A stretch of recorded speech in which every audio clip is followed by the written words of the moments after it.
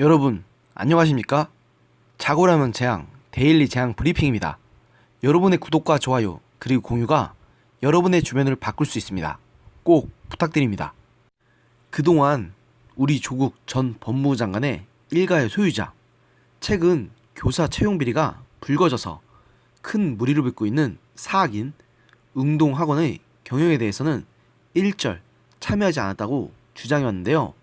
그런데 사실 우리 조 전 장관이 웅동학원의 사회 과목의 교사 채용 시험 문제에 출제에 관여한 것으로 확인돼서 큰 파장이 일 것으로 예상됩니다. 검찰은 우리 조 전 장관이 동생 조건 씨의 교사 채용 비리 혐의가 적용된 시기인 2016년과 2017년도에 문제 출제에 관여했는지 수사 중인데요. 웅동중의 영어교사 채용 시험 문제는 우리 조 전 장관 배우자인 정경신 동양대 교수가 출제해왔다고 알려져 있습니다. 우리 조 전 장관은 문제 출제에 관여한 것은 사실이지만 자신과 정 교수 모두 채용 비리와 무관하다고 주장했습니다. 물론 이분의 해명은 여러분들께서 더 많이 알다시피 드러난 게 많으니까 논란이 쉽게 가라앉기는 힘들 것 같습니다. 웅동학원 관계자들은 검찰에서 참고인 조사를 받으면서 조 전 장관이 과거 여러 차례 웅동중학교에 사회교사 채용 시험 문제를 출제해왔다고 진술한 것으로 알려졌는데요. 영어 교사를 채용할 때는 정 교수가 문제를 냈다는 진술도 했다고 합니다. 우리 조 전 장관은 최근까지 웅동학원 일에 관여한 적이 없다고 말해왔지만 이 증언이 사실이라면 또 걸렸네요. 우리 조 전 장관은 이날 경향신문과 주고받은 문자 메시지와 전화통화에서 시험 문제 출제 부탁이 오면 전공 교수들께 부탁해 출제한 후 학교로 보내드렸다. 출제 부탁은 웅동중학교 행정실이나 이사장이었던 어머니를 통해 온 것으로 기억하고 연도는 기억나지 않는다고 말했습니다. 이어 어떤 경우든 저희 부부는 채용 비리에 대해 전혀 알지 못했다고 말했습니다. 한편 서울중앙지검 특수 2부는 웅동학원이 2016년과 2017년 사회교사 채용 과정에서 지원자로부터 각각 1억 원씩 총 2억 원을 받은 배임수재 혐의로 조 전 장관 동생인 조건 씨에 대한 구속영장을 재청구할 예정입니다.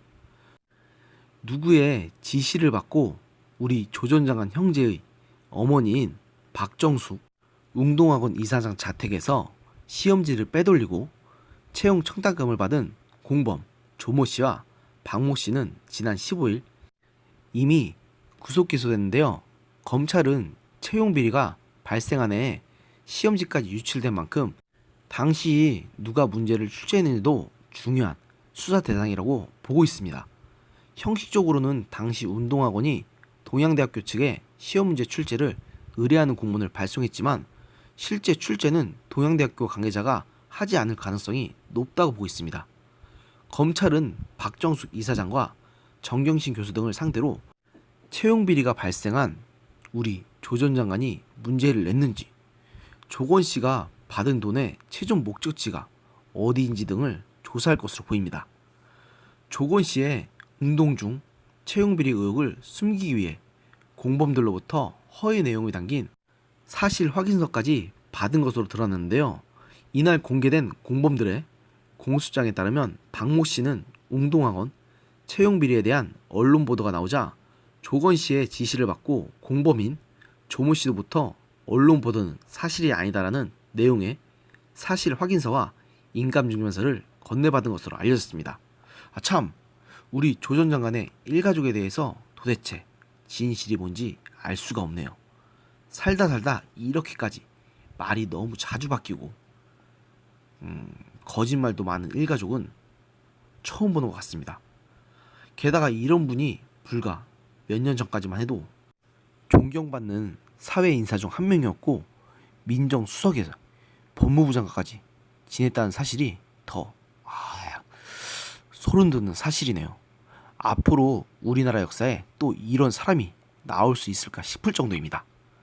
이렇게 심각한 논란만 남긴 채 우리 조 전 장관이 14일 사퇴한 지 20분 만에 팩스를 이용해서 서울대학교에 복직 서류를 보내서 복직했는데요. 그런데 이미 그동안 잘 포장되었던 가면이 벗겨져 민낯이 드러난 조 전 장관의 수업을 과연 우리 학생들이 들으려고 할지부터가 의문입니다.